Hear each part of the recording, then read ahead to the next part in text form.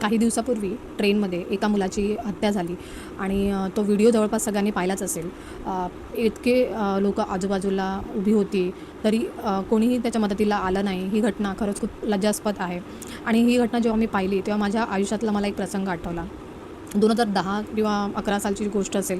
मी नुकतीच नवीन जॉबला लागले होते आणि लोकल ट्रेनने प्रवास करण्याचा तो माझा पहिलाच अनुभव होता. त्याआधी मी कधीच लोकल ट्रेनने प्रवास केला नव्हता.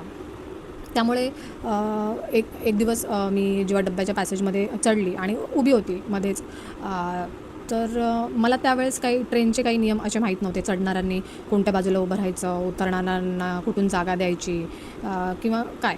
तर असंच मी चढून मधल्या पॅसेजमध्ये उभी असताना 2 बायका माझ्यावरती उगाचच चिडायला लागल्या की आणि मोठमोठ्याने बोलायला लागल्या, टोमणे मारायला लागल्या की यांना काय कळत नाही, या उगाच मध्ये उभे राहतात आणि काय काय बोलायला लागल्या. तर ठीक आहे, मी नवीन होती मला आणि त्यावेळेस माझं इतकं काही धाडस नव्हतं की कोणाला उत्तर द्यायचं किंवा काय बोलायचं.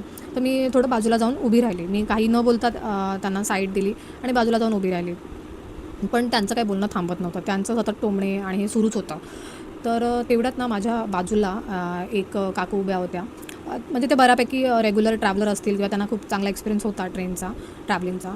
तर त्यांनी त्या 2 बायकांना एवढं म्हणजे त्यांनी माझी बाजू घेऊन त्या 2 बायकांना इतकं सुनवलं की त्या तिथेच शांत झाल्या. मग त्या काही बोलू नाही शकल्या की त्यांना कळालं की आपली चुकी आहे. आता ती म्हणजे ते मुलगी काही बोलत नसतानाही आपण खूप काही बोलतो आहे.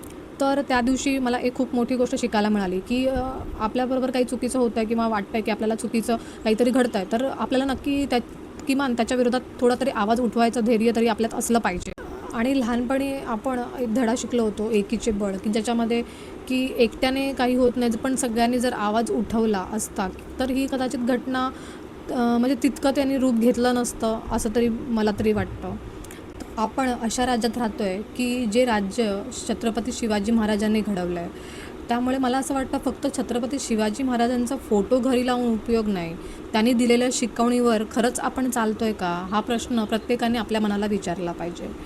याबद्दल तुमचं काय मत आहे गाईज?